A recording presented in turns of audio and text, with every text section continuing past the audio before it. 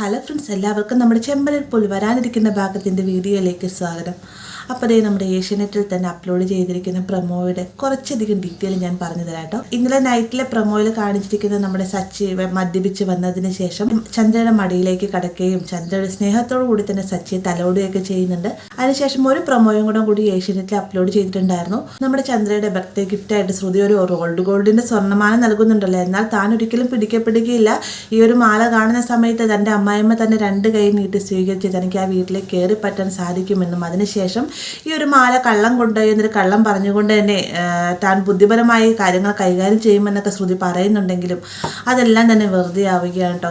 ഈ ഒരു മാല കാണുമ്പോഴും നമ്മുടെ ശ്രുതിയോടുള്ള ദേഷ്യം ചന്ദ്രയ്ക്ക് മാറുന്നില്ല. ചന്ദ്ര വേഗം തന്നെ ഈ ഒരു മാല വലിച്ചെറിയുന്നുണ്ട്. ഇത് കാണുമ്പോൾ തന്നെ ശ്രുതിക്ക് ഭയങ്കര സങ്കടമാവുകയും ശ്രുതി ചന്ദ്രയെ കാര്യങ്ങൾ പറഞ്ഞ് മനസ്സിലാക്കാൻ ശ്രമിക്കുന്നുണ്ടെങ്കിലും ചന്ദ്ര അമ്പിനും തുമ്പിനും എടുക്കുന്നില്ല. ചന്ദ്ര പറയുന്നുണ്ട്, എനിക്കൊന്നും കേൾക്കേണ്ട, ആ ഒരു കള്ളി ഞാൻ ഈ വീട്ടിലേക്ക് കയറ്റിയില്ല, ഈ ഒരു മാല നീ അവൾക്ക് തന്നെ തിരികെ കൊണ്ടേ കൊടുക്കാനൊക്കെ ആയിട്ട് പറയുന്നുണ്ട്. അങ്ങനെ ശ്രുതി ഒരു മാലയുമായിട്ട് റൂമിലേക്ക് ചെന്നിരിക്കുന്ന സമയത്താണ് ശ്രുതി ചിന്തിക്കുന്നത്, ഈ ഒരു മാല ഒരു പണയം വെച്ച് കഴിഞ്ഞാൽ 1.5 ലക്ഷം രൂപ ബാങ്കിൽ നിന്ന് മേടിക്കാം എന്നത് ഒരു ബുദ്ധിപരമായി തന്നെ, ബുദ്ധി എന്ന് പറയാൻ പറ്റില്ല, ഒരു പൊട്ടത്തരമായി തന്നെ ശ്രുതി ഇത് കാണുകയാണ് കേട്ടോ.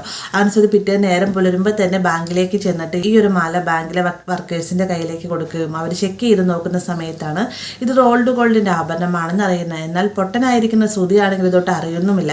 അങ്ങനെ ബാങ്കുകാർ വേഗം തന്നെ പോലീസുകാരെ വിളിച്ചു വരുത്തുകയും പോലീസുകാർ വന്നതിന് ശേഷം ശ്രുതി അറസ്റ്റ് ചെയ്തുകൊണ്ട് പോവുകയൊക്കെ ചെയ്യുന്നുണ്ട്. എന്നാൽ കാര്യം എന്താണെന്ന് ശ്രുതി ചോദിക്കുന്നുണ്ടെങ്കിലും ആ ഒരു സമയത്ത് പോലീസുകാരും പറയുന്നില്ല.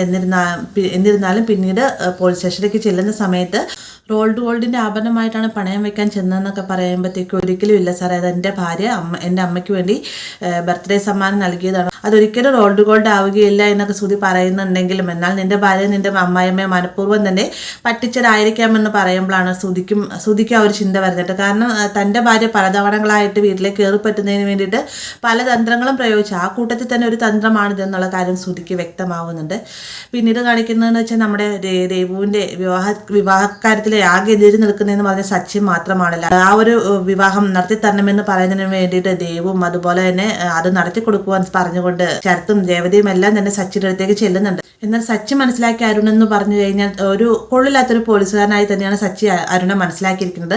അതുകൊണ്ട് തന്നെ ദേവുവിനെയും അരുണിന്റെ കല്യാണത്തിനായിട്ട് സച്ചി ഒരിക്കലും സമ്മതിക്കുന്നില്ല. തന്നെ ആരും മനസ്സിലാക്കുന്നില്ലല്ലോ, താൻ പറഞ്ഞിട്ട് ആരും ഉൾക്കൊള്ളുന്നില്ലല്ലോ എന്നൊരു സങ്കടത്തോടു കൂടിയിട്ടാണ് സച്ചി അന്നേ ദിവസം മദ്യപിച്ചെത്തുന്നത്. അതിനുശേഷം ചന്ദ്രയുടെ അടുത്തേക്ക് ചെന്നതിന് ശേഷം എൻ്റെ അമ്മ പൊന്നാണ്, എൻ്റെ അമ്മ ഇന്ന് കാണാൻ എന്ത് രസമാണെന്നൊക്കെ പറഞ്ഞൊരു സ്നേഹത്തോടു കൂടി തന്നെ കവളത്തെ പിടിക്കുകയും മാത്രമല്ല ചന്ദ്രനെ സോഫയിലേക്ക് പിടിച്ചിരുത്തിയതിന് ശേഷം മടിയിലേക്കായിട്ട് തല വെച്ച് കിടക്കുകയൊക്കെ ചെയ്യുന്നുണ്ട്. എന്നാൽ ഇത്രയും നാളായിട്ട് തൻ്റെ മകനായിട്ട് അംഗീകരിക്കാത്ത സച്ചിയെ ചന്ദ്ര മടിയിൽ ഇരുത്തിക്കൊണ്ട് തന്നെ തലയിലേക്ക് തലോടുകയൊക്കെ ചെയ്യുന്നുണ്ട്. ഈ ഒരു കാഴ്ച കണ്ടുകൊണ്ട് തന്നെ രേവതിക്കും ഭയങ്കര സന്തോഷമാവുകയൊക്കെ ചെയ്യുന്നുണ്ട് കേട്ടോ. എന്നിരുന്നാലും ഈ ഒരു മദ്യമൊക്കെ കെട്ടിറങ്ങി കഴിയുമ്പോഴത്തേക്ക് രേവതി സച്ചിയും ഇതിൻ്റെ പേരിൽ ചെറിയൊരു വഴക്കൊക്കെ ഉണ്ടാവുന്നൊക്കെയുണ്ട്. അപ്പോൾ ഇതാണ് നമ്മൾ കാത്തിരിക്കുന്ന ഭാഗം എന്നത്. വീഡിയോ ഇഷ്ടമായി കഴിഞ്ഞാൽ ലൈക്ക് ചെയ്യാനും കൂടെ ചാനൽ സബ്സ്ക്രൈബ് ചെയ്യാനും മറക്കരുത്.